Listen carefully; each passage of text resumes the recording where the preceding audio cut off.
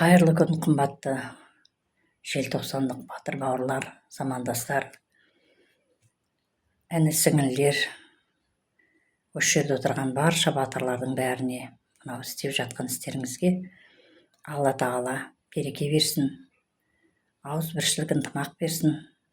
Осы жасап жатқан заң жобасының жаңағы өзіміздің ата заңнан бір жақсы бетінен орын алуын соған тілекшімін. Желтоқсандық батырларға әрине заң керек, заңсыз іс-әрекет алға баспайды.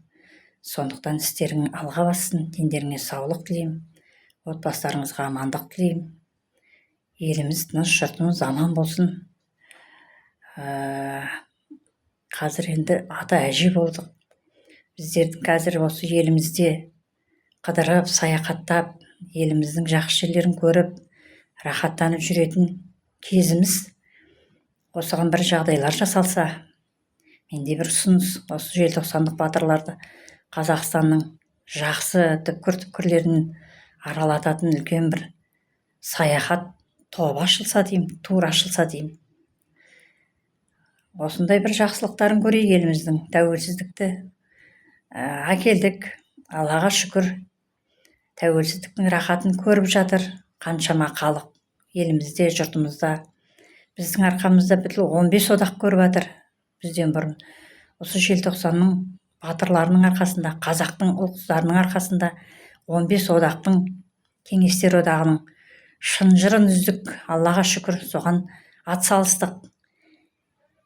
Қазір енді біз ел қатарлы өмір сүріп жатырмыз.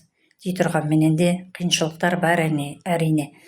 Қиыншылықсыз болмайды. Сол қиыншылықтарды жеңіп келе жатырған осы желтоқсанның батырларына Алла тағала, осы біздерге Алла дендерімізге саулық берсін деймін. Елімізді басқарып отқан басшымызға, президентімізге Алла денсаулық берсін, аман болсын, істерінің берекесін берсін.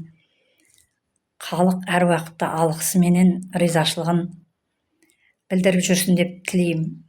Еліміздің патшасы ғой енді, Құдайдан кейінгі.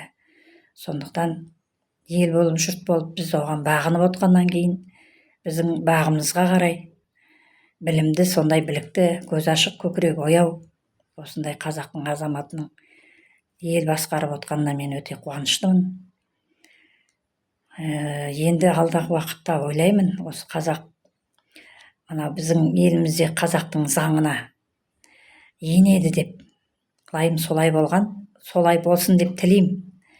Осы заң жобасы желтоқсандықтардың.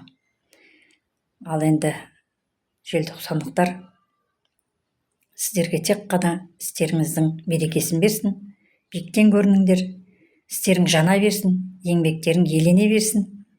Ел болып, жұрт болып, осы желтоқсан заңының жобасын қолдауға бәріңді шақырам.